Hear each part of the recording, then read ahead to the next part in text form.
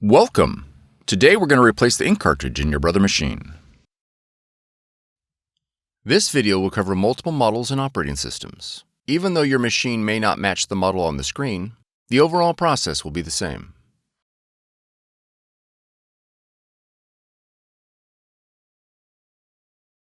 Open the ink cartridge cover. Press the lock release lever and remove the empty cartridge.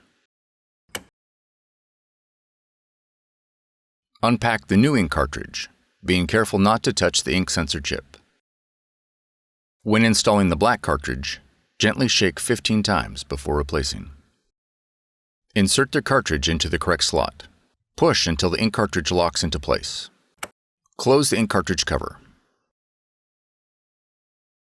The display should now show the replace color is full. For more tutorials, FAQs, and videos, visit us at www.brother-usa.com. If you found this video helpful, be sure to subscribe. Thank you for choosing Brother.